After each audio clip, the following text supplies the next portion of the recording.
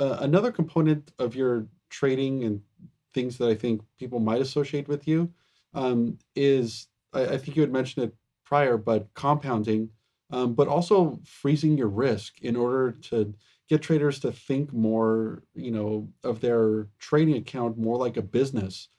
So can you maybe touch on some of those topics and how you use, freezing your risk and compounding in your trading? Right. So freezing is a tactic I created myself to help myself deal with growth and scale, but it hinges upon compounding. And compound is simply just the more money that you make in your account will increase the risk that you put on the next day. Because if you're using a percentage of your account up or down, uh, that will fluctuate naturally. In doing so, it has two effects combined with risk reward. Number one, when you're losing quite small, but you're also decreasing exposure if you're having a bad run or you're making mistakes. That helps you keep your profits much more safe. But on the upside, if you're having multiples you risk, then you risk 1%, you make 3%, you risk 1%, you make 5%. Like that adds up significantly over time, and it keeps you from stagnating in the sense that like if you say I'm gonna just risk $100 for a month, even if you're trading really well and you're trading hot or the market's working in your favor, you're not increasing your exposure. That's a big mistake because like as the market cycle, you might say like, okay, the January is over in February. I'm going to do two times the size because I did super well in January, and and February might just suck. Like it might be totally terrible for your strategy. Now you've wiped out all your gains because you doubled up randomly, and psychologically, it's just really hurtful. Whereas, like with compounding, as the market's working in your favor, you are increasing exposure, you're achieving that peak potential when it needs to happen, and you're reducing when that needs to happen. So it's like it has this effect of just being so completely aligned with you as a trader. And through that, eventually you're going to be building your account and achieving scale. And like I said, everyone has kind of their level where they're just uncomfortable.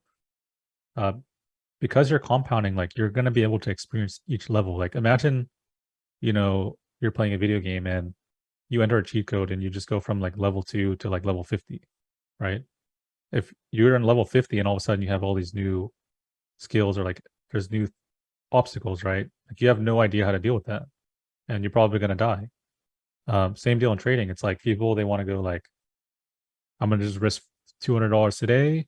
If I do well for a month, I'm going to risk $500 next time because what's the difference? Just money. But you may not realize all the different nuances of that money and how also it impacts your life. Like you might not recognize like what that money means to you. You might not be able to internalize the anxieties that you have with it and also the exuberance you have with that. Um, the dopamine of like considering that you have a big win and how you get depressed when you have a big loss, those are factors that you have to assume at every level. Because if you don't, then it is going to again cause those emotional mistakes that cause to like blow ups and things like that. So through compounding, you're going to experience all those levels.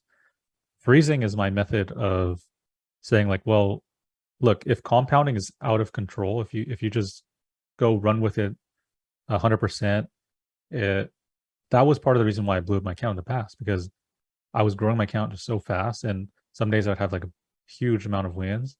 Like I would just completely skip all these levels, and then all of a sudden I can't handle the risk anymore because I don't know how to manage it.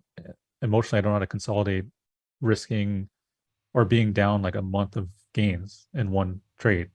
And that's where like in the concept of freezing, you say like, okay, well, let's have a goal. So let's say I'm risking $100 today, and my goal is to risk $500 eventually because I think $500 is super cool. Like it'd be cool to make $1,000. It'd be cool to like it's a nice cool number, and I feel like I'd be challenged.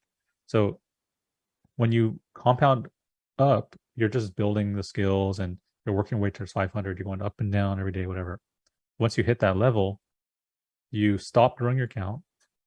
You start wiring out over because you only like if you say you only risk 1% of your account, then over 500 times 100, like you know what your account level needs to be. You just wire out. At that point, no matter how much you're winning, you just experience $500. You use $500 and you deal with the highs, like the nice win days, the bad lose days. You understand, and you once you start feeling like this doesn't, I don't feel anything anymore. Like I have no problem losing this money, placing this risk on a trade. That's when you kind of know like it's time that you're ready to go. But if you're feeling that anxiety, even on the way to 500, like I think you should consider freezing because that's your body signaling to you something. You're on the precipice of danger, but you're at the right level where you're challenging yourself just enough.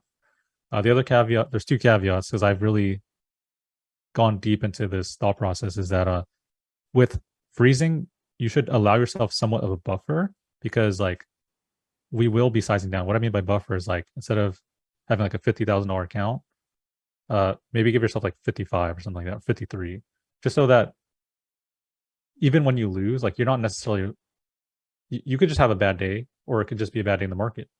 You shouldn't be punished for that. So let's say you take a max loss or something like that, you can still risk 500 the next day. But I'm saying like if you go under that like 50K, then start reducing the risk compounding down because like you have to earn your size, in my opinion. And through this process, you're gonna be like, okay, maybe I don't deserve to be at $500 risk because something's locking up for me, or I can't maintain this consistency. Constantly building down and building up is going to create this massive confidence in your ability to manage the risk at that level. And then once you're ready to go, this could take weeks or take months. I've myself have found levels where I felt like super significant, and I'm like, I'm just going to trade this for like the next 2 months and see how it goes. Then, well, man, there's so much to it. So through this process, not only are you experiencing all those things, but you're also wiring out your account. So by doing that, you're building up time, and you're able to be like, okay, well, if I'm tucking away like $1,000 here and there, now I have a month worth of rent or expenses. I have 2 months, 3 months, 5 months, a year. That is also another factor that will contribute to your ability to size up. People underestimate the savings aspect of it because like if you absolutely need to make money and you have everything in your trading account, then it's going to create these emotional conflicts. Whereas like if you start, let's say, losing, but hey, I can take care of myself for the next 10 months or whatever, it's not going to affect you as much. And you have to promise yourself you're not going to wire back in. This money is for you, your loved ones. This is the reason why you work. This is why it's a business. Like you're not trading to be a rock star. You're trading so you can take care of everyone. And they rely on you. People, your children rely on you, your wife, you know what I mean? If you can at least provide for their own well-being, then you failed at this business.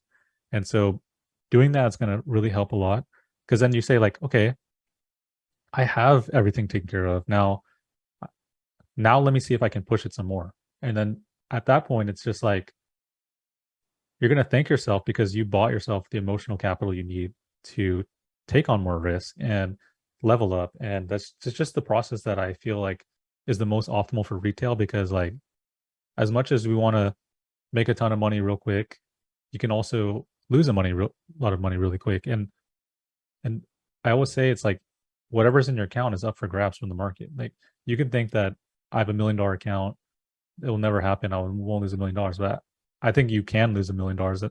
And short side, you can actually owe the broker too. So it's like, don't get in this trap. And I feel like even as I say it, I know that even even if I'm telling people directly, like this is exactly how this experience went for me and everything like that, and why this is good and all the reasons, people will eventually get humbled on their own time. They might not, like I've had people who followed for so long, they're like, I never implemented a max loss. I went too big, things like that, and then they just lose it all.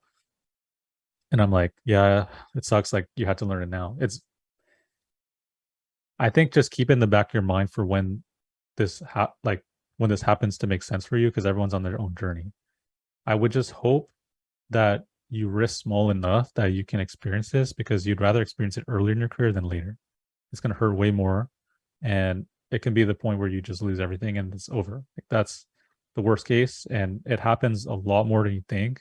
And this is not a competition. Like, everything that I preach is because I have this deep empathy for others in that situation because I've experienced it myself. I know how painful it is, and I don't. Someone's asked me the other day, like, do you think it's a requirement to blow up and like learn your lesson? I said no, it's not, because like I taught my student, and one student, he never blew his account up, never had any like super traumatic event like that. And it's like that's because I ingrained in him from the start, like, this is how you manage the risk and this is how you grow your account. So if you can, it's very rare, but if you can somehow assimilate the ideas now and just really believe in the thought process, and like I can explain to hell like every detail of it, like the minutia, how you think, how you feel, everything.